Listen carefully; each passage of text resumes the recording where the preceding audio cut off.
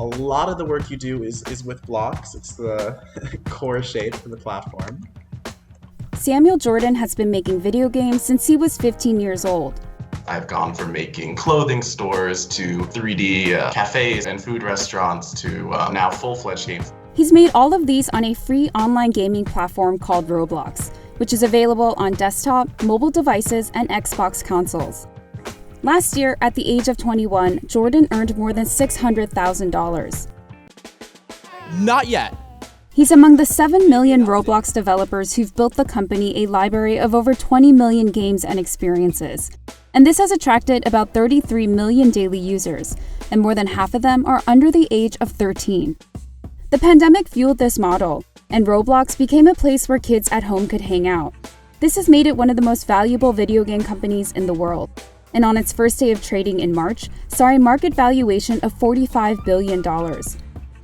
But as new games are created every day, the company faces the challenge of moderating its platform, and its business model rides on whether Roblox can remain a safe place for kids. My daughter's obsessed with Roblox. I know this platform way too well. She loves Royal High. Sarah Needleman covers the video game industry for the Wall Street Journal, and she's been spending a lot of time on Roblox with her daughter. Got this yesterday. And even owns a copy of the Ultimate Guide to Roblox. All of the games on the platform have been made by users, and some are just individuals like you and I, but the company itself doesn't make the games that are on the platform. This means Roblox doesn't have to rely on Hollywood-like budgets and rockstar talent to produce blockbuster titles. For example, one of last year's most anticipated video games was Cyberpunk 2077, a game that cost Polish company CD Projekt more than $300 million to develop and market. Just compare that with Roblox, which provides a free developer toolkit for anyone interested in creating content for it. Luckily, Roblox has a lot of these pre-made for us, so we're just going to go into our toolbox and find one. You don't have to be an expert in coding to make games for Roblox. There are step-by-step resources, and a lot of it's drag and drop, somewhat turnkey, you could say. So that has made it very attractive to younger folks who are just sort of learning how to do this stuff. Roblox says it's continually updating the toolkit.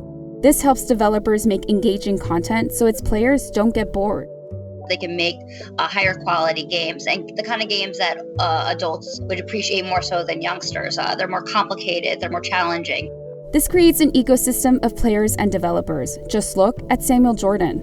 It felt just really inspiring to think, wow, at a young age, I can make something.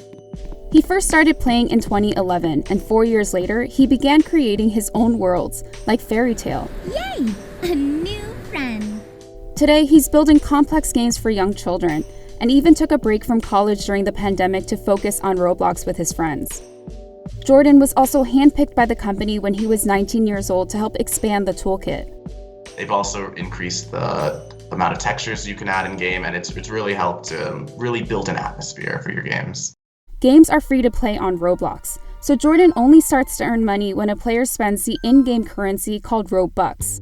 Earning money on Roblox is actually a pretty easy process. People will pay you with Robux, and you can exchange those out for dollars or your local currency.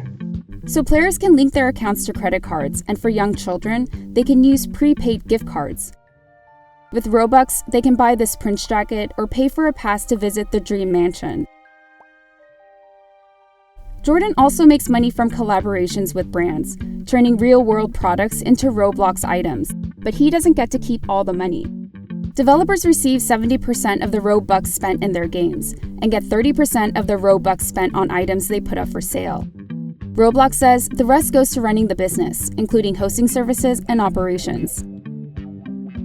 As players flocked to Roblox during the pandemic, the company said its revenue last year grew 82%, while sales of virtual items more than doubled to about $2 billion.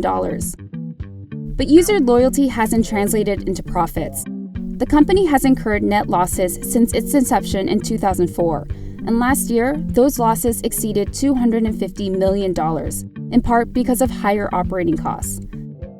But profitability isn't the only challenge.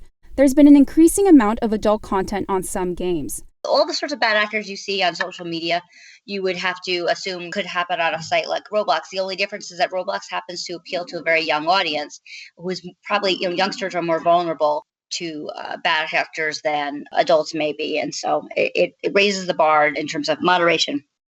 Roblox said it hired more than 2,300 content moderators, while inappropriate words are replaced with hashtags. The company also said it's now developing content ratings for games and making parental controls easier to find and use. But as countries emerge from the pandemic, Roblox hopes the habits of using the platform aren't easy to break. Even Jordan says he'll continue to create. I don't think I'm going to be chasing to keep people on past the pandemic. I'm going to continue to make content I think players will enjoy, and the ones that stay along are going to be there because they enjoy the time they spend.